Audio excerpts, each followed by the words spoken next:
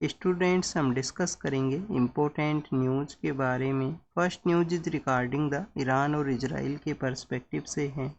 Both countries conflict situation के अंदर में हैं। कन्फ्लिक्ट सिचुएशन को देखते हुए इंडियन अथॉरिटीज़ के द्वारा जो इंडियन पर्सनस का प्रेजेंस है तेहरान के वहाँ पे उनको कहा गया है कि आप सेपर प्लेस के वहाँ पे विजिट कीजिए, जिससे कि आप अपना जो सेफ्टी एंड सिक्योरिटी है उसको इंश्योर कर सको। कुछ इंडियन पर्सन जो कि अर्मेनिया बॉर्डर एरिया के वहाँ पे पहुँचे हैं उनको इंडिया के लिए भी सेंड किया गया है। अब देखिए कि ईरान के साथ में काफ़ी सारे कंट्रीज़ हैं वो अपना एरिया शेयर करते हैं। उसके अंदर में अर्मेनिया का वो एरिया है जहाँ से इंडियन अथॉरिटीज़ हैं वो सेपर वे के अंदर में इंडियन सिटीजन्स को वापस से हमारा कंट्री के अंदर में सेंड है वो कर सकते हैं। अजरबैजान और तुर्की भी अपना एरिया शेयर करते हैं, बट उन दोनों कंट्रीज़ के साथ में हमारे रिलेशन हैं वो बेटर सिचुएशन के अंदर नहीं है, क्योंकि पहलगाम टेरर अटैक के लेटर फेज के अंदर में इंडियन डिफेंस फोर्सेज के द्वारा ऑपरेशन सिंदूर को कैरी आउट किया गया था और उस समय में अजरबैजान एंड तुर्की के द्वारा पाकिस्तान के साथ में जो अपना सपोर्ट है उसको शो किया गया दोनों कंट्रीज़ के द्वारा। इसी वजह से हमारे रिलेशन अभी बेटर सिचुएशन में नहीं है। नेक्स्ट अगर हम बात करें स्टूडेंट्स, ईरान के जो नाइबर कंट्रीज़ हैं वो आपको पता होने चाहिए। ऑलरेडी हम 2-3 टाइम्स उनको डिस्कस कर चुके हैं कि कौन कौन से कंट्री हैं वो अपना एरिया शेयर करते हैं ईरान के साथ में, क्योंकि ईरान स्टूडेंट्स न्यूज़ के अंदर में है। और हमारे लिए जो कम्प्लीटली ये जो डिस्कशन है, रीडिंग है, इसका पर्पज़ क्या है कि एग्ज़ाम के अंदर में कोई क्वेश्चन पूछा जाए तो वो हमारा करेक्ट हो सके। अवेयरनेस आपको होना चाहिए एज ए सिटीजन के रिगार्डिंग में, बट अल्टीमेट पर्पस तो यही है कि हमारा एग्जामिनेशन के अंदर में क्वेश्चन है वो हमें करेक्ट करना है। तो क्वेश्चन आपका फ्रेम हो सकता है यहाँ से ईरान के नाइबर कंट्रीज कौन कौन सा वाटर बॉडी हैं जिसके साथ में ईरान अपना जो एरिया है वो शेयर करता है। तो आप देखिए कि सपोज कीजिए स्टूडेंट्स, ऐसे ईरान है वो सिचुएटेड है नॉर्दर्न पार्ट के अंदर में। यहाँ पे आपको जो कैस्पियन सी है, कैस्पियन सी है उसके साथ में एरिया शेयर करता है। फिर स्टूडेंट्स आप देखिए कि यहाँ पे स्ट्रेट ऑफ हॉर्मुज का जो नॉर्दर्न पार्ट है जिसमें पर्सियन गल्फ है, गल्फ ऑफ ओमान है, बोथ एरियाज़ के अंदर में अपना एरिया है वो ईरान यहाँ पे शेयर करता है। गल्फ ऑफ ओमान के अंदर में चाहबार पोर्ट भी है जो इंडिया को 10 ईयर का जो लीज है उसके लिए दिया गया था। लास्ट ईयर ही 10 ईयर का जो एग्रीमेंट है जो इंडिया और ईरान की अथॉरिटीज़ के द्वारा साइन है वो किया गया। तो ये तो वाटर बॉडी हैं। नाइबर कंट्री कौन कौन से हैं, तो आप देखिए कि वेस्टर्न पार्ट के अंदर में तुर्की है और इराक है। तुर्की और इराक नाम का जो कंट्री है वो अपना एरिया शेयर करते हैं।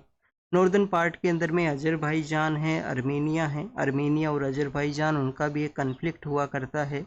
नागोर्नो काराबाख नाम का वो जगह है जहाँ पे उनका कन्फ्लिक्ट था। तो आप देखिए कि अर्मेनिया भी है, अजरबैजान भी है। अर्मेनिया अजरबैजान है। कैस्पियन सी के साथ में फिर तुर्कमेनिस्तान है वो अपना एरिया शेयर करता है। और ईस्टर्न पार्ट के अंदर में जो कंट्रीज एरिया शेयर करते हैं, एक एरिया शेयर किया जाता है अफगानिस्तान के द्वारा और एक एरिया शेयर किया जाता है पाकिस्तान के द्वारा। कल के न्यूज़पेपर के अंदर हमने रीड किया था कि पाकिस्तान ने अपने जो बॉर्डर एरियाज़ हैं वो क्लोज किए हैं जब से ये जो कन्फ्लिक्ट है वो एक वाइडनिंग सिचुएशन के अंदर में है ईरान और इजराइल का। नेक्स्ट अगर हम बात करें स्टूडेंट्स, क्या इजराइल के वहाँ पे भी इंडियन सिटीजन्स को सेफ प्लेस के वहाँ पे विजिट करना है। तो आप देखिए कि इजराइल के अंदर भी ईरान के द्वारा अपना मिसाइल जो अटैक्स हैं वो कैरी आउट किए गए हैं। इजराइल जैसे ही इजराइल के द्वारा मोर अटैक्स किए गए ईरान के अंदर में, तो ईरान के द्वारा मोर यहाँ पे जो मिसाइल अटैक्स हैं वो किए गए हैं, जिसमें हैप्पा नाम का जो सिटी है, हाइपा या हैप्पा नाम का जो सिटी है उसके ऊपर इम्पैक्ट है वो हुआ है। तो वहाँ पे भी हमारे जो पर्सन हैं जिनका प्रेजेंस बेसिकली एजुकेशन के पर्पज़ से हुआ करता था। बट स्टूडेंट्स लास्ट 2 ईयर के समय में जब से इजराइल और हमास का कन्फ्लिक्ट हुआ उस समय से हमारे यहाँ से जो स्किल लेबर फोर्स है उसको कंस्ट्रक्शन वर्क के रिगार्डिंग में ले जाया गया, क्योंकि वहाँ पे मोर कंस्ट्रक्शन का रिक्वायरमेंट था, लेबर का रिक्वायरमेंट था। तो काफ़ी सारे हमारे ऐसे भी लोग हैं, अराउंड 25,000 के आसपास वो लोग हैं जो कि लेबर वर्कर के रूप से स्किल उनके पास में होने की वजह से वो वहाँ पे विजिट हैं वो किए हैं। तो उनको भी आप देखिए कि सेव करना है, सिक्योर करना है, हमारी अथॉरिटीज़ का मेन यहाँ पे जो एक वर्क है, ऑब्जेक्टिव है। नेक्स्ट अगर हम बात करें स्टूडेंट्स, ये जो कन्फ्लिक्ट है इसका एंड गेम क्या है, क्या इसका अल्टीमेट ऑब्जेक्टिव है। आप देखिए कि इजराइल के द्वारा अल्टीमेट ऑब्जेक्टिव है वो बताया गया था कि ईरान के द्वारा जो न्यूक्लियर अपने जो न्यूक्लियर प्रोग्राम है उसको कैरी आउट किया गया है। नतांज नाम का एक जगह है, नतांज नाम का एक जगह है कि वहाँ पे इनका न्यूक्लियर प्रोग्राम है, उसको हम उनके द्वारा एलिमिनेट है वो किया जाएगा। अटैक भी किए गए हैं। इंटरनेशनल एटॉमिक एनर्जी एजेंसी के द्वारा कहा गया कि कम्प्लीटली जो डैमेज है वो नहीं हुआ है नतांज का जो एरिया है जहाँ पे उनका न्यूक्लियर फैसिलिटीज़ हैं जो अवेलेबल हैं ईरान का। नेक्स्ट अगर हम बात करें स्टूडेंट्स, जो बिग पावर्स हैं, यूनाइटेड स्टेट ऑफ अमेरिका का क्या इंटरवेंशन है यहाँ पे। यूएसए का इंटरवेंशन यही है कि ईरान जो है वो यूएस के साथ में न्यूक्लियर प्रोग्राम के पर्सपेक्टिव से एग्रीमेंट है उसको यहाँ पे साइन करे। जो एग्रीमेंट आप देखिए कि कंटिन्यूस डिस्कशन है वो भी किया गया था, बट अभी जो एग्जिस्टेंस में नहीं आया है। तो यहाँ पे यूएस का अल्टीमेट जो इंटरवेन है वो यही है कि न्यूक्लियर प्रोग्राम के रिगार्डिंग में डिस्कशन है वो यहाँ पे हो सके। तो this is all the information related to the Iran और इजराइल के बारे में हमने यहाँ पे डिस्कस किया। आर्मीनिया के थ्रू इंडियन सिटीजन्स हैं जिनको कि डिप्लॉय है वो किया गया है। बोथ कंट्रीज ने अपने एयर स्पेस हैं वो भी क्लोज किए हैं, एयर स्पेस क्लोज हुए हैं। तो आप देखिए कि हमारे जो पीएम सर हैं साइप्रस के विजिट के लिए गए थे, G7 की मीटिंग से पहले साइप्रस के विजिट के लिए गए थे। टर्की को काउंटर करने के रिगार्डिंग में भी हमारा डिप्लोमेटिक एक one kind of welcome step है। तो आप देखिए कि उस दौरान में भी उनको जो north eastern part of Africa के जो कंट्रीज हैं उसके थ्रू जाना पड़ा था, उसको हमने देखा था एयर स्पेस क्लोज होने की वजह से। नेक्स्ट अगर हम बात करें इजराइल के भी आपको नाइबर कंट्रीज पता होने चाहिए। सपोज कीजिए स्टूडेंट्स ये इजराइल है वो यहाँ पे सिचुएटेड है, नॉर्दर्न पार्ट के अंदर में लेबनान है, नॉर्थ ईस्टर्न पार्ट के अंदर में जो कंट्री है वो सीरिया है। सीरिया का जो हाईएस्ट माउंटेन है वो यहीं पे ही सिचुएटेड है।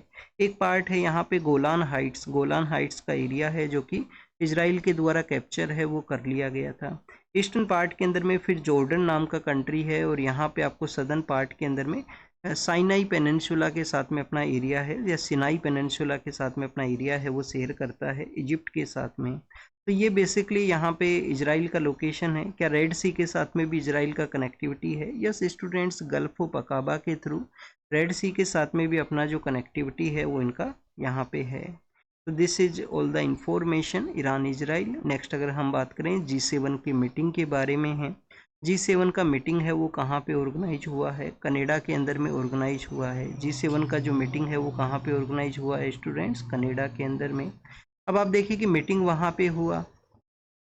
एग्जैक्ट प्लेस अगर आपको याद करना हो तो आप कर सकते हो। एग्जैक्ट प्लेस हो सकता है किसी अदर एग्जाम का आप तैयारी करते हो उसके अंदर में पूछ भी लिया जाए कि कौन से एग्जैक्ट प्लेस के ऊपर में ये जो मीटिंग है वो कंडक्ट हुआ। बट बेसिकली आपको पता होना चाहिए कनाडा के अंदर में हुआ। मीटिंग के अंदर में जो मेन कंट्रीज हैं उनका डिस्कशन होता है। बाद में जिन इनवाइटेड कंट्रीज हैं, जो G7 का जो आउटरीच मीटिंग है जिसके अंदर में इनवाइटेड कंट्रीज को बुलाया करते हैं। क्या इंडिया परमानेंट मेंबर है G7 का? इंडिया परमानेंट मेंबर है वो नहीं है। G7 एक ग्रुप है जो 1973 के समय एक मीटिंग होती है जिसके थ्रू इसको सेटअप करने का बात किया जाता है, और फिर 75 के समय फर्स्ट इसका जो मीटिंग है वो कंडक्ट होता है। 75 के समय फर्स्ट मीटिंग कंडक्ट होता है। जो परमानेंट मेंबर्स हैं, आप देखिए कि रसिया को इसके अंदर इंक्लूड कर लिया गया था। ये G8 नाम से जो ग्रुप है वो बन गया था। बट बाद में क्या हुआ कि रसिया के द्वारा यूक्रेन का एक पेनिनसुलर रीजन था जिसको हम क्रीमियन पेनिनसुला के नाम से जानते हैं, जो कि आप देखिए कि ब्लैक सी और सी ऑफ अजोव के बिटवीन एरिया में सिचुएटेड है, और वहाँ से एक स्ट्रेट भी निकलता है जिसको कि हम स्ट्रेट ऑफ कर्च स्ट्रेट के नाम से जानते हैं। तो उस स्ट्रेट के through Sea of Azov and Black Sea का कनेक्टिविटी है। तो क्रीमियन पेनिनसुला को अनेक्स करने के बाद में 2014 के समय से रसिया को इससे यहाँ से जो सस्पेंड है वो कर दिया गया। G7 ग्रुप है वो फिर से यहाँ पे एग्जिस्टेंस में आया। अब आप देखिए कि G7 के कौन कौन से कंट्री हैं जो इसके मेंबर्स हैं। अगर हम कंट्रीज के बारे में डिस्कस करें तो फर्स्ट ऑफ ऑल आप देखिए कि जहाँ पे मीटिंग कंडक्ट हुआ कनाडा इसका मेंबर है। कनाडा के स्टूडेंट जो फ्रांस है, फ्रांस इसका मेंबर है। फ्रांस के अलावा स्टूडेंट जर्मनी इसका मेंबर है, जर्मनी इसका मेंबर है। फिर आप देखिए कि इटली इसका मेंबर है, इटली भी इसका मेंबर है। और जापान है, एशिया से जापान है। और जापान के अलावा स्टूडेंट्स यूके और यूएसए, यूके और यूएसए। तो ये 7 कंट्रीज हैं। क्वेश्चन आपसे पूछा जा सकता है, सपोज कीजिए इसमें कोई मेंबर्स बता दिए जाएं या कोई स्टेटमेंट बेस्ड क्वेश्चन पूछ लिया जाए यूनाइटेड नेशन सिक्योरिटी काउंसिल के जो परमानेंट मेंबर्स हैं वो सभी कंट्रीज G7 के भी मेंबर हैं।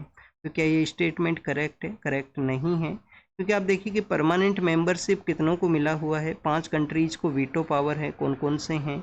यूएस है, यूके है, यूएस यूके के अलावा आप देखिए कि फ्रांस है, फ्रांस के अलावा स्टूडेंट्स वहाँ पे कौन है? रसिया है, और रसिया के अलावा चाइना है। तो आप देखिए कि रसिया इसका पार्ट नहीं है, चाइना इसका पार्ट है वो नहीं है, फ्रांस है जो इसका पार्ट है, यूएस है और यूके है, 3 कंट्रीज इसका पार्ट हैं।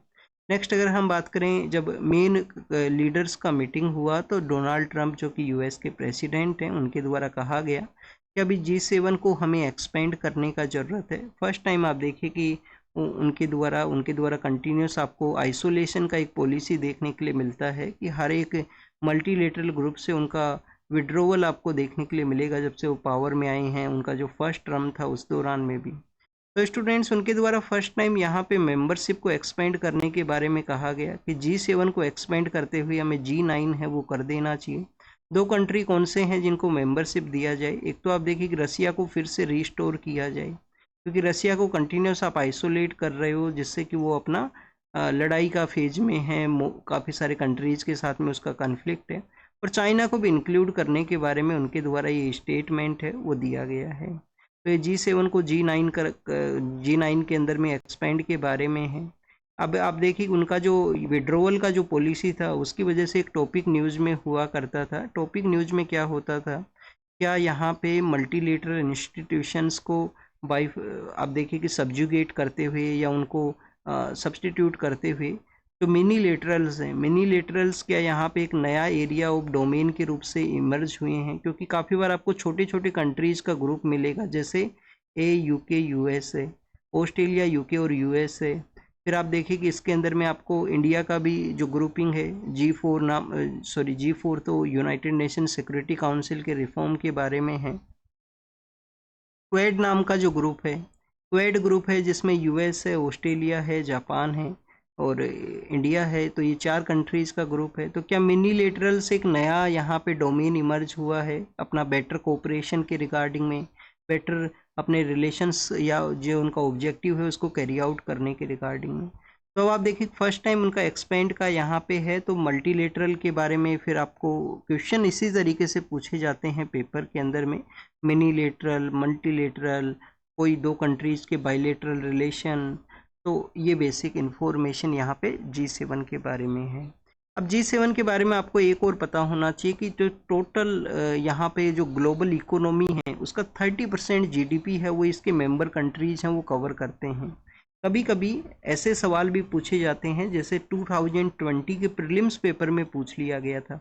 मेंस के अंदर में तो आप देखिए ये क्वेश्चन पूछा जाएगा, प्रीलिम्स के अंदर में क्वेश्चन पूछ लिया गया था कि डेट जो G20 ग्रुप है या ब्रिक्स है वो कितना % पॉपुलेशन को रिप्रेजेंट करता है, उसके मेंबर्स को अगर हम इंक्लूड करें, सभी मेंबर्स को जोड़ दें तो कितना % पॉपुलेशन है, कितना % ट्रेड है, ऐसे कुछ नंबर्स दे दिए जाएंगे।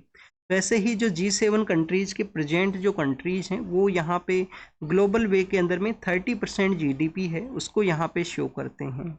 G7 के बारे में डिस्कशन है, PM सर गए हैं, PM सर को इनवाइट किया गया, हमारी कंट्री को इनवाइट किया गया। अब गए हैं तो वहाँ पे जो अदर कंट्रीज हैं उनके लीडर्स के साथ में भी डिस्कशन रहेगा। तो बाइलेटरल मीटिंग्स कैरी आउट किए हैं कनाडा के साथ में, कनाडा जिसके साथ हमारे 2023 के समय से रिलेशन है जो डैमेजिंग सिचुएशन में है, क्योंकि 23 के समय वहाँ के लीडर के द्वारा इंडिया के अगेंस्ट में एलिगेशन लगाए गए थे कि उनके इंटरनल अफेयर्स के अंदर में इंडिया का इन्वॉल्वमेंट है। वहाँ पे एक पर्सन का डेथ है वो हुआ था उसके असैसिनेशन के अंदर में। फिर आप देखिए कि इंडिया ने रिजेक्ट किए 5 आई अलाइंस, वो भी न्यूज़ में आया। 5 आई अलाइंस क्या है? वर्ल्ड वॉर सेकंड के समय 5 कंट्रीज़ ने एक अलाइंस बनाया था। 5 कंट्रीज़ नहीं है, पहले तो 2 ही कंट्री थे, US एंड UK। तो उन 2 कंट्रीज़ ने अलाइंस बनाया। अलाइंस का बेसिक पर्पज़ यही था कि इंटेलिजेंस को शेयर किया जाए, वर्ल्ड वॉर सेकंड के समय इंटेलिजेंस का शेयर हो। बाद में कनाडा है, ऑस्ट्रेलिया और न्यूजीलैंड है वो भी उसको जुड़ गई और इस तरीके से 5 आई अलाइंस है वो बना।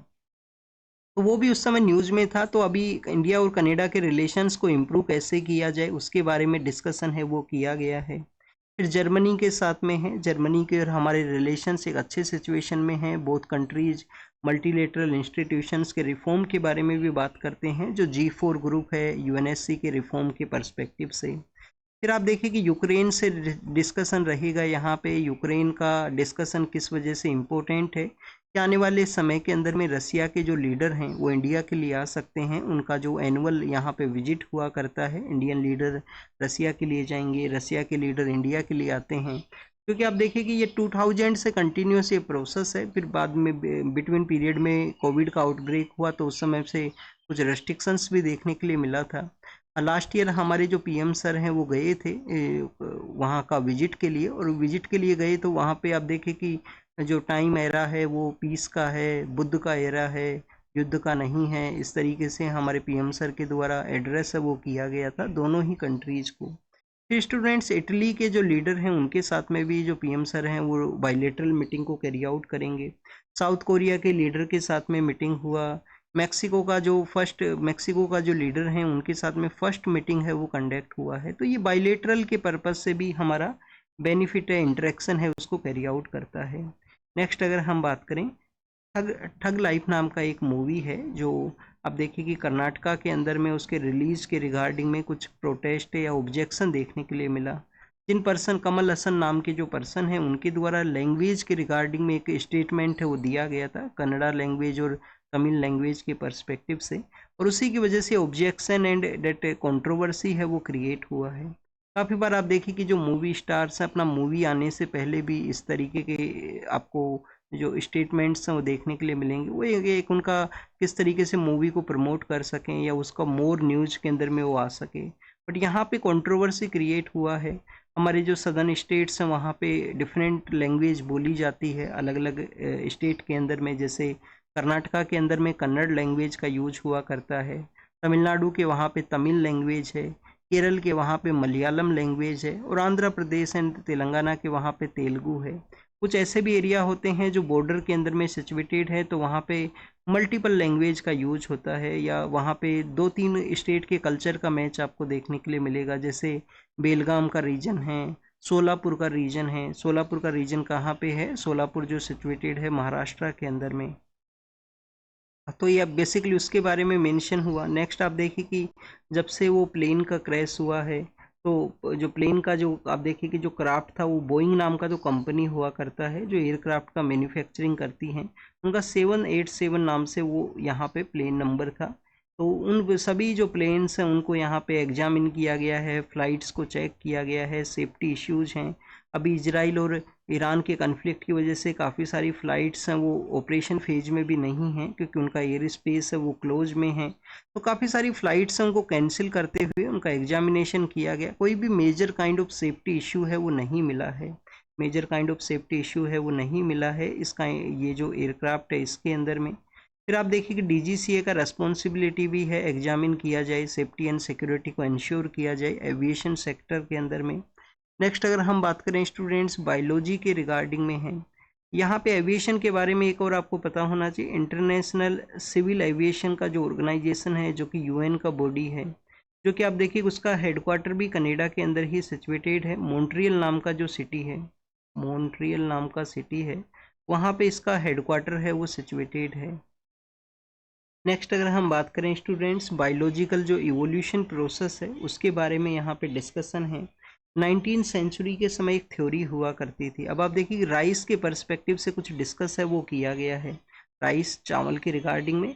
तो अब आप देखिए कि पहले 19th सेंचुरी का मतलब टाइम पीरियड कौन सा होता है? 1800 से लेकर 1899। काफ़ी बार बच्चों को ये बेसिक इन्फॉर्मेशन भी नहीं पता होती है 19th सेंचुरी मतलब क्या है।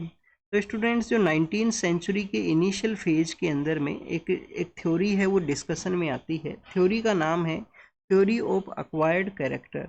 यहाँ पे जैसे कोई पेरेंट्स हैं, पेरेंट्स के थ्रू ऑफ स्प्रिंग के लिए कुछ इनहेरिटेड जो कैरेक्टर्स हैं वो सप्लाई हुआ करते हैं उनके थ्रू में, जिसको बोला गया है theory of acquired character. Theory of acquired character. फिर आप देखिए कि इस जो कम्प्लीटली जो फिलोसफी है इसको फॉर्मलाइज है वो किया जाता है लेमार्क नाम के एक फ्रेंच नेचुरलॉजिस्ट हुआ करते हैं, उनके द्वारा इस थ्योरी को कम्प्लीटली फॉर्मलाइज है वो किया गया। उसी 19th सेंचुरी के लेटर फेज के अंदर में डार्विन अपना नेचुरल सिलेक्शन का थ्योरी लेके आते हैं। नेचुरल सिलेक्शन के थ्योरी के लेटर फेज के अंदर में जो सर्वाइव सबसे फिटेस्ट जो पर्सन रहेगा वो सर्वाइवल करेगा, तो डार्विन अपना थ्योरी लेके आते हैं, उनका नाम है नेचुरल सिलेक्शन। नेचुरल सिलेक्शन, या जिसके अंदर में ये भी बताया गया था कि जो जिराफ है उसका जो गर्दन है वो लेंदी क्यों होता है, क्योंकि आप देखिए कि हायर जो हाइट के ऊपर में कंज्यूम करता है अपना जो बेसिकली जो फूड है। तो डार्विन का थ्योरी के बाद में फिर आपको देखने के लिए मिलेगा कि डीएनए का एनालिसिस होता है। डीएनए एक जेनेटिक मटेरियल को कैरी आउट करता है। माइस के रिगार्डिंग में जो रेट है उसके ऊपर में काफ़ी सारे प्रैक्टिस है वो किए गए, उनका जो टेल है उसको कट कर दिया गया। बाद में जो ओप स्प्रिंग्स आते हैं, जो नए उनके जनरेशन के जो बच्चे आते हैं, तो उनके अंदर में आप देखिए कि किसी में भी जो टेल है उसका टेल का जो प्रोसेस है उसका डैमेज नहीं होता है। डेट मीन्स यहाँ पे प्रूव होता है कि जेनेटिक वेरिएशन, जेनेटिक म्यूटेशन या जेनेटिक वेरिएशन जब है तो उसी समय में आपका जो इस तरीके से वेरिएशन है उसको कैरी आउट किया जाएगा। अब राइस के रिगार्डिंग में लेमार्क का जो थ्योरी था, यहाँ पे लेमार्क का थ्योरी था कि जो कैरेक्टरिस्टिक है उनको अक्वायर कर लिया जाता है अगर पेरेंट्स के द्वारा, तो ओप स्प्रिंग उसको इनहेरिटेट करते हैं, ओप स्प्रिंग उसको कैरी आउट करते हैं। ये राइस के थ्रू ये दोबारा से डिस्कशन के अंदर में आया है, एग्जाम के पर्पज से इम्पोर्टेंट है। ये बेसिक साइंस बायोलॉजी है जो 9th-10th में आप रीड करते हो, लिटिल बिट आपको पता होना चाहिए। बट अभी आप देखिए कि ऐसे राइस के रिगार्डिंग में ऐसे कोई सवाल है वो नहीं पूछा जाएगा। नेक्स्ट अगर हम बात करें स्टूडेंट्स, यहाँ पे आप देखें कि फॉरेस्ट एरिया के अंदर में फायर का इंसिडेंट आया है। कहाँ पे आया है स्टूडेंट्स ये इंसिडेंट? ग्रीस के अंदर में। ग्रीस कहाँ पे है फर्स्ट ऑफ ऑल आपको ये पता होना चाहिए। सदर्न पार्ट ऑफ अपने डेट यूरोप का रीजन देखा होगा। अब आप देखें कि यहाँ पे यूक्रेन है, सपोज कीजिए यहाँ पे यूक्रेन है, यूक्रेन के यहाँ पे ब्लैक सी है, यूक्रेन के यहाँ पे ब्लैक सी है, ये टर्की का एरिया है। टर्की का इस तरीके से एक्सटेंशन है, एक एरिया यहाँ पे जो स्ट्रेट्स जो निकलती हैं उन स्ट्रेट्स के साथ में एरिया शेयर करता है, और यहाँ पे इस्तानबुल है वो सिचुएटेड है। इस्तानबुल के थ्रू आप देखिए कि यहाँ पे जो एरिया है, जो यहाँ पे जो एरिया है ये ग्रीस का है, ये ग्रीस है।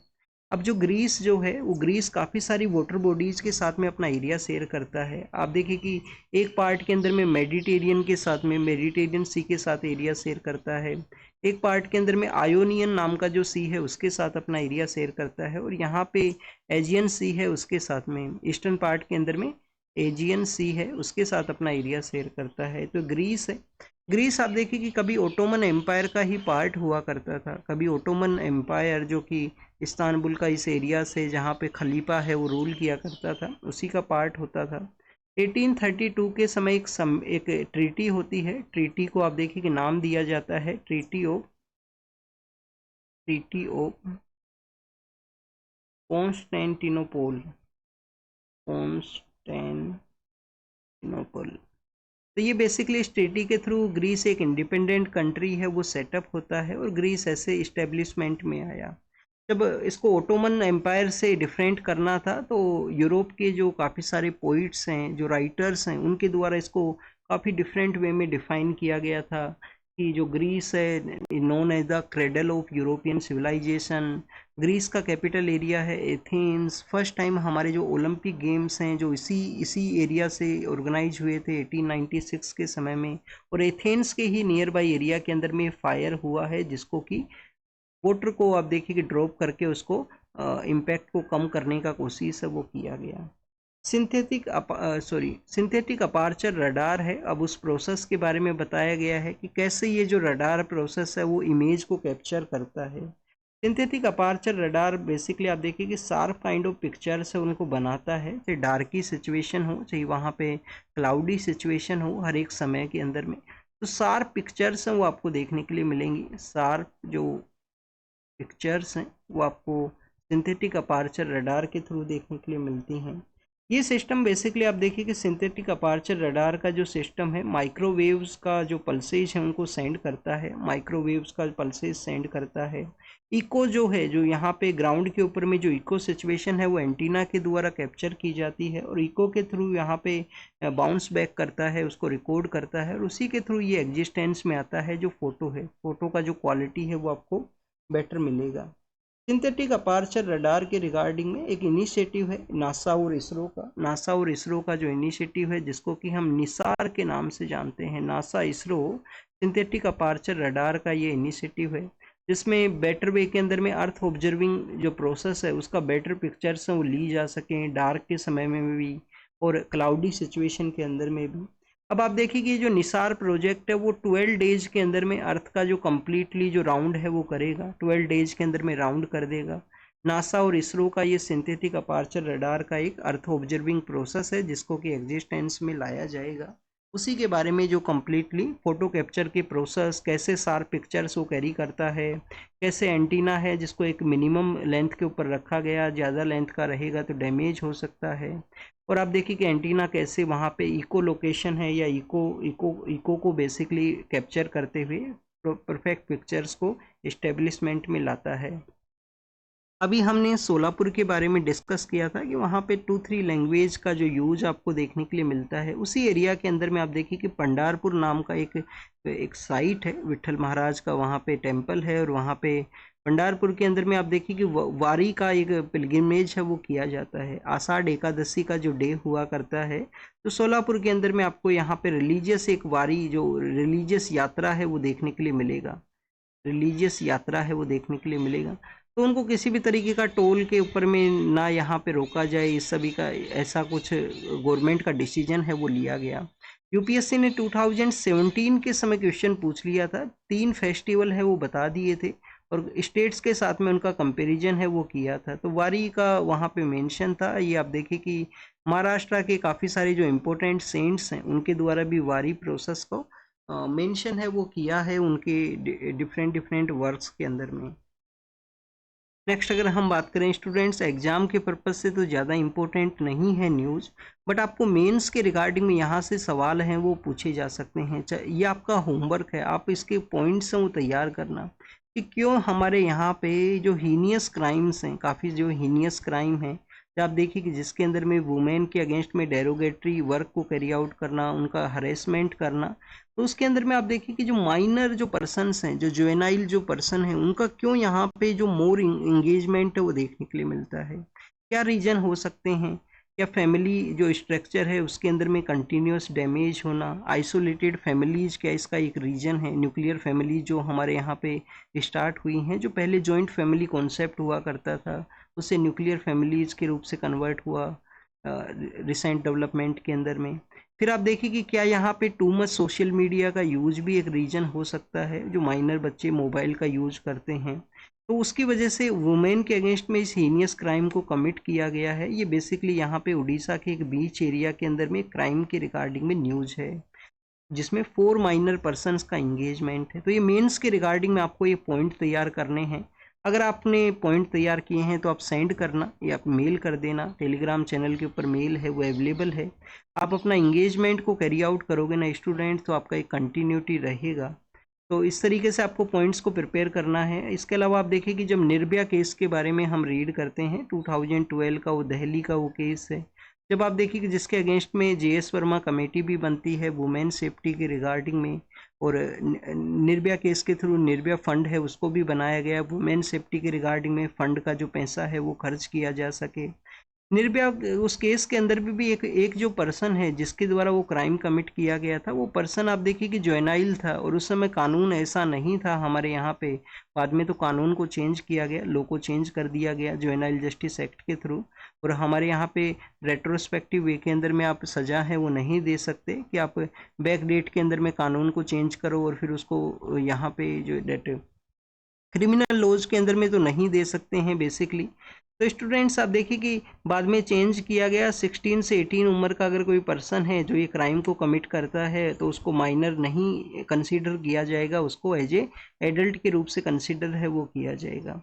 तो कंटिन्यूस ऐसा इंक्रीज होने के क्या रीज़न है, सोशल क्या रीज़न है, यहाँ पे क्या लॉ का कोई कमी है, क्या लीगल क्या रीजन्स हैं, क्या यहाँ पे कुछ पॉलिटिकल रीजन्स भी हैं या कोई अदर रीजन्स हैं, ये आपको प्रिपेयर करने हैं इन पॉइंट्स को। नेक्स्ट अगर हम बात करें स्टूडेंट्स, कर्नाटका गवर्नमेंट के बारे में है। कर्नाटका गवर्नमेंट के द्वारा सेंटर को अपना एक सजेशन है या ड्राफ्ट सेंड किया गया कि जो वर्किंग आवर्स हैं जो 9 आवर्स हुआ करते हैं उनको 10 आवर्स के रूप से इंक्रीज करने का उनका प्रपोजल है, और अमेंडमेंट एक्ट के थ्रू आप देखिए कि प्रपोजल को सेंड किया गया, काफ़ी सारे स्टेट्स को कोट किया गया है कि वहाँ पे भी इस तरीके से जो टाइम पीरियड है उसको चेंज किया गया है। हमारे एक बिजनेस पर्सन है, वो भी कहा करते हैं कि हमें वर्किंग आवर्स को इम्प्रूव करने का ज़रूरत है। But students, working hours improve करने से क्या होगा? यहाँ पे जो बिजनेस जो ग्रुप्स हैं उनको बेनिफिट होगा, यहाँ पे लेबर का एक्सप्लॉयटेशन भी हो सकता है। अगर आप देखें कि पेमेंट नहीं इंक्रीज हो रहा है, पेमेंट नहीं इंक्रीज हो रहा, जो वर्क कंडीशन है वो बेटर नहीं है, वर्क कंडीशंस भी तो बेटर होना चाहिए ना। कंटिन्यूस वर्क के रिगार्डिंग में बोल दिया गया कि वर्क यहाँ पे वर्क आवर्स को इंक्रीज करना है, बट वर्किंग कंडीशंस भी ऐसा होना चाहिए कि उसका मन लगे काम करने के अंदर में, कुछ ऐसा समय हो अपना रिलैक्सेशन को कैरी आउट कर सके। टू मच वर्कलोड है जो यहाँ पे पर्सनल लाइफ को भी इम्पैक्ट है वो करता है। अभी आप देखिए कि डिजिटल डोमेन है, सॉफ्टवेयर सेक्टर के अंदर में डिजिटल डोमेन का प्रेजेंस हुआ करता है, और डिजिटल सेक्टर के अंदर में एक आपको देखने के लिए मिलेगा कि आपका जो ऑफिस आवर्स ख़त्म होने के बाद में भी, जैसा कि मॉडर्न कंट्रीज के अंदर में या जो डेवलप कंट्री हैं वहाँ पे नहीं होता है, यूरोपियन कुछ ऐसे भी कंट्रीज है जहाँ पे जैसे ही 5 बजने के बाद में शाम को या 6 बजने के बाद में अब देखिए कि वहाँ पे आपको रेस्टोरेंट्स का जो ओपनिंग है वो भी नहीं देखने के लिए मिलेगा। नॉर्मल जो वहाँ पे जो रेस्टोरेंट्स हुआ करते हैं, क्योंकि वहाँ पे जो काम करने वाला कोई भी लेबर पर्सन है उसके प्रॉपर राइट्स हैं कि उसको भी अपना जो पर्सनल टाइम और प्रोफेशनल टाइम है उसके अंदर में सेग्रीगेशन को कैरी आउट करना है। डिजिटल सेक्टर के अंदर में क्या है, जैसे ऑफिस आवर्स ख़त्म होने के बाद में भी आपको मीटिंग के लिए बुला लिया जाएगा, ऑनलाइन आपका मीटिंग्स के लिए आपको इंगेज किया जाएगा हाउस पहुंचने के बाद में भी। तो एक हमारा जो मेंबर ऑफ पार्लियामेंट है जिनके द्वारा एक प्राइवेट मेंबर बिल लाया गया था, राइट टू डिस्कनेक्ट, एक प्राइवेट मेंबर लाया गया, राइट टू डिस्कनेक्ट का बेसिक पर्पज़ क्या था? बेसिक पर्पज़ यही था कि आफ्टर द ऑफिस आवर के बाद में उनका पर्सनल लाइफ के अंदर में किसी तरीके का इम्पैक्ट है वो ना रहे। अभी ये जो प्राइवेट मेंबर बिल है वो पास नहीं हुआ है, बट काफ़ी अच्छे कॉन्सेप्ट के ऊपर में जो बिल है वो लाया गया है।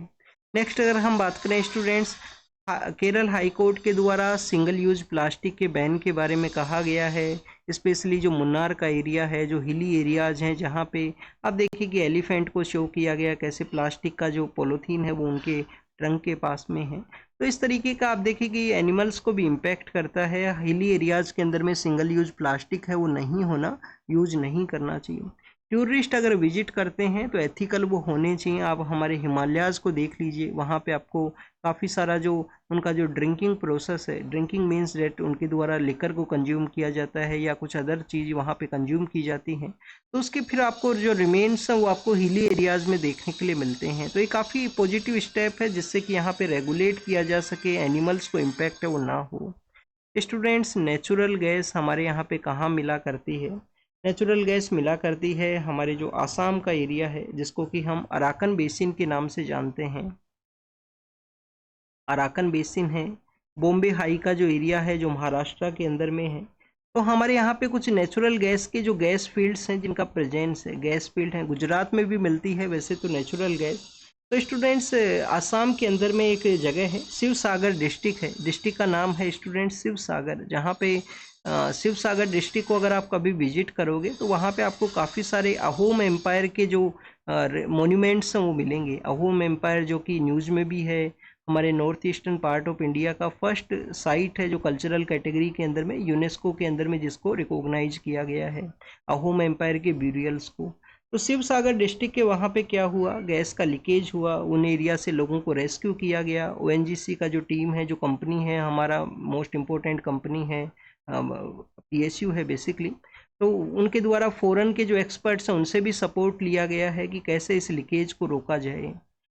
तो फर्स्ट आपको क्या पता होना चाहिए? आपको पता होना चाहिए यहाँ पे हमारे जो नेचुरल गैस के एरियाज हैं जहाँ पे गैस का एक्सट्रैक्शन होता है, जो आसाम के अंदर में अराकन बेसिन है और बॉम्बे हाई का एरिया है, गुजरात के अंदर भी इसका जो एक्सट्रैक्शन है वो हुआ करता है।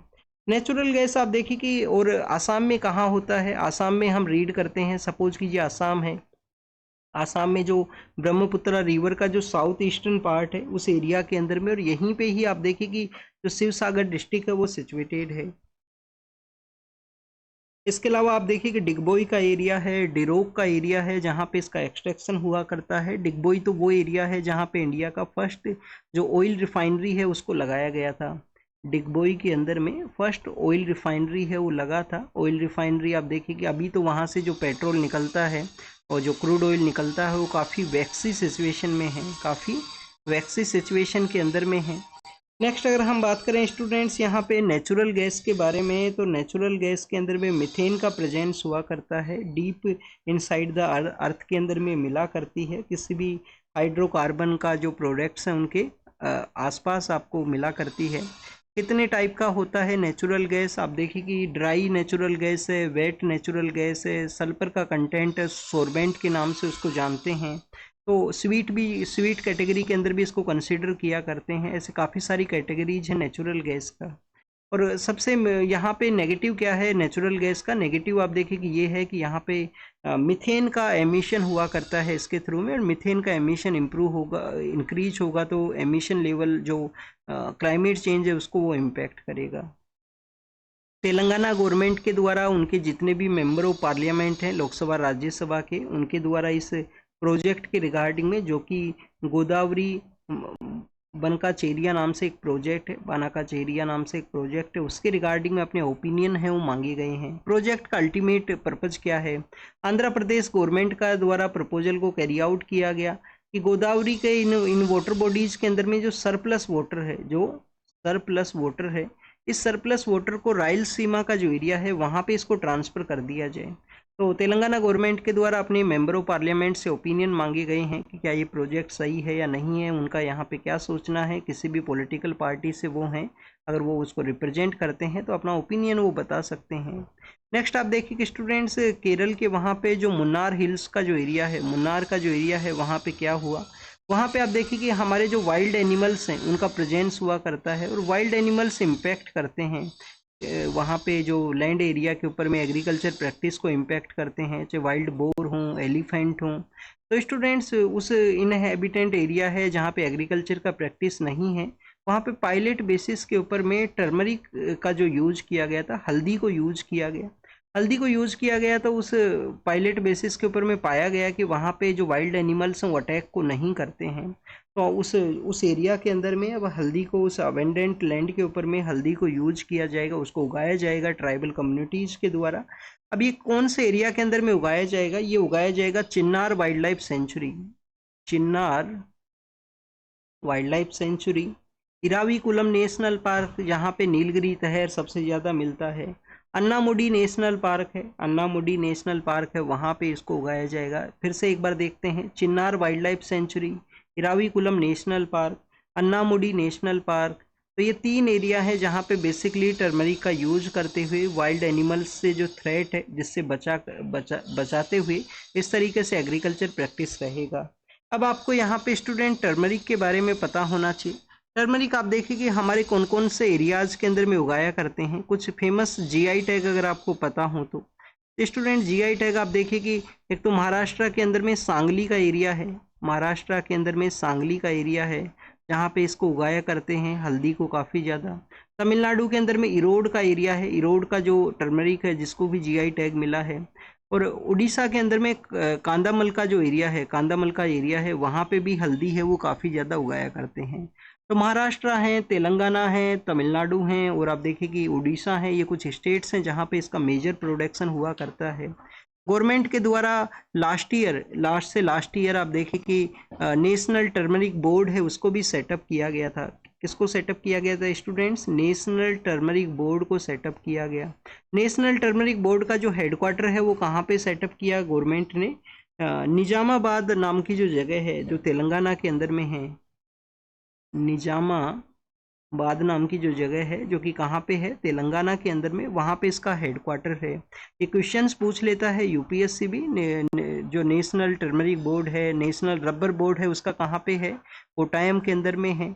कॉफ़ी बोर्ड का कहाँ है? टी बोर्ड का कहाँ पे है? ये क्वेश्चन 2022 के पेपर में पूछा था। तो नेशनल टर्मरिक बोर्ड है जिसका निजामाबाद तेलंगाना के अंदर में है। टर्मरिक एंटीऑक्सीडेंट हुआ करता है, ट्रॉपिकल क्लाइमेटिक कंडीशन का रिक्वायरमेंट होता है उसको। और इंडिया आप देखिए कि लार्जेस्ट प्रोड्यूसर भी है और कंज्यूमर तो है ही, क्योंकि हमारे यहाँ पे फूड के अंदर में इसका यूज़ हुआ करता है। इंडिया लार्जेस्ट प्रोड्यूसर है, 75% के आसपास टर्मरिक का जो प्रोडक्शन है वो इंडिया के अंदर में हुआ करता है।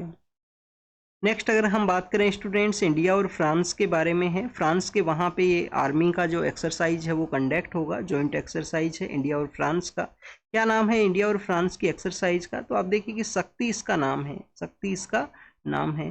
कुछ दिनों पहले हमने और भी यहाँ पे जो एक्सरसाइज हैं डिफेंस का उनके बारे में रीड किया था। नोमेडिक एलिफेंट हमने एक रीड किया था, नोमेडिक एलिफेंट। नोमेडिक एलिफेंट किसके बारे में था स्टूडेंट्स? नोमेडिक एलिफेंट था इंडिया और मंगोलिया। मंगोलिया जो कि एक लैंडलॉक कंट्री है, नॉर्दर्न पार्ट में रसिया है, सदर्न पार्ट के अंदर में चाइना है, और उन्हीं दोनों के बीच में अपना एरिया शेयर करता है। अल्ताई माउंटेन है, चंगेज खान वहाँ से बिलोंग किया करता था। तो ये नोमेडिक एलिफेंट के बारे में रीड कर चुके हैं। शक्ति नाम का जो एक्सरसाइज है इंडिया और फ्रांस का कंडक्ट होगा।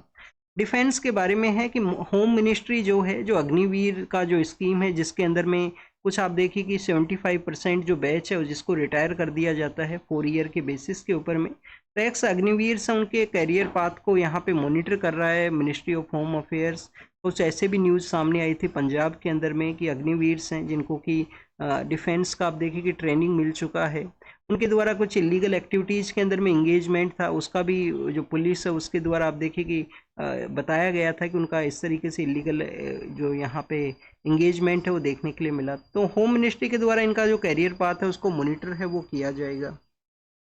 जम्मू एंड कश्मीर, जहाँ पे टूरिज्म एक इम्पोर्टेंट सेक्टर है इकोनॉमी के रिगार्डिंग में, तो टूरिज्म को प्रमोट करने के पर्सपेक्टिव से जो टूरिज्म एसोसिएशन के जो लोग हैं वो सीएम से मिले हैं। जम्मू एंड कश्मीर एक यूटी है, वहाँ पे जो सीएम है वो यूनियन टेरिटरी के सीएम हैं, एक स्टेट है वो नहीं है। तो टूरिज्म के बूस्ट करने के बारे में कहा गया। उसी टूरिज्म के बारे में है कि यहाँ पे एक रिलीजियस टूरिज्म हुआ करता है जिसमें जो लोग हैं अपना जो बिलीफ है उसके अकॉर्डिंग में विजिट करते हैं। अमरनाथ यात्रा है, अमरनाथ यात्रा के अंदर में सेफ्टी एंड सिक्योरिटी को इंश्योर किया जाए उसके रिगार्डिंग में नो फ्लाई जोन है उसको डिक्लेयर किया गया। नो फ्लाई जोन के अलावा जो सीएपीएफ के जो मोर पर्सनल्स हैं उनका भी डिप्लॉयमेंट रहेगा अमरनाथ यात्रा के वहाँ पे, जो जुलाई अगस्त के समय में इनिशियल पार्ट ऑफ अगस्त के कुछ दिनों के अंदर में वो हुआ करती है। तो जुलाई और अगस्त का वो समय है जब वहाँ पे रिलीजियस यात्रा है वो आपको देखने के लिए मिलेगा। अब आप देखिए कि यहाँ पे नो फ्लाई जोन के बारे में पता होना चाहिए कि ऐसा जोन है जहाँ पे कोई भी फ्लाइट है वो नहीं कैरी आउट हो सकता।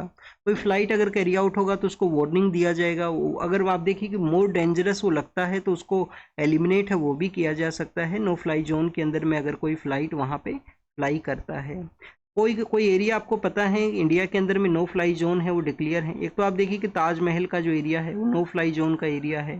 हमारा जो सेंट्रल विस्टा है, जो हमारा north block, south block, president house है, वो भी यहाँ पे सेंट्रल विस्टा का एरिया है, वो भी नो फ्लाई जोन का एरिया है। बिहार के अंदर में लाइटनिंग हुआ है। क्या स्टूडेंट्स लाइटनिंग की वजह से जो डेथ होती हैं इनको हम डिजास्टर की कैटेगरी के अंदर में कंसीडर करते हैं क्या? तो आप देखिए कि इसको डिजास्टर के अंदर में नहीं कंसीडर किया जाता है। लाइटनिंग का जो प्रोसेस है, एक वो प्रपोजल रखा गया था पार्लियामेंट के अंदर में कि डिजास्टर मैनेजमेंट एक्ट के थ्रू फंड है वो प्रोवाइड किए जाएं, पर लाइटनिंग को भी नहीं कैटेगरी के अंदर में नहीं शामिल किया गया है, जो डिजास्टर कैटेगरी में नहीं शामिल है। लाइटनिंग का जब भी इम्पैक्ट होता है तो आप अपना जो इलेक्ट्रॉनिक इक्विपमेंट्स हैं उनसे डिस्टेंस को मेंटेन कीजिए। डिस्टेंस किस तरीके से स्टूडेंट्स? अगर आप देखिए कि कोई ट्रांसमिशन लाइन है जहाँ से इलेक्ट्रिसिटी ट्रांसफ़र करता है, अगर आपने घर के अंदर में मोबाइल चार्जर लगाया हुआ है और आप सपोज कीजिए यहाँ पे लाइटनिंग का स्ट्राइक होता है और वो आपका जो मोबाइल फ़ोन के थ्रू अप्रोच करता है, तो ऐसा इम्पैक्ट होता है। काफ़ी बार ऐसा देखने के लिए मिला है। और भी काफ़ी कुछ रीजन्स हैं जिसको कि मोर स्टडी का ज़रूरत है, इस प्रोसेस को कैसे रोका जा सके। कंटिन्यूस बारिश के समय में या जो अनसीजनल जो बारिश हुआ करती है उस समय मोर आपको लाइटनिंग देखने के लिए मिलेगा।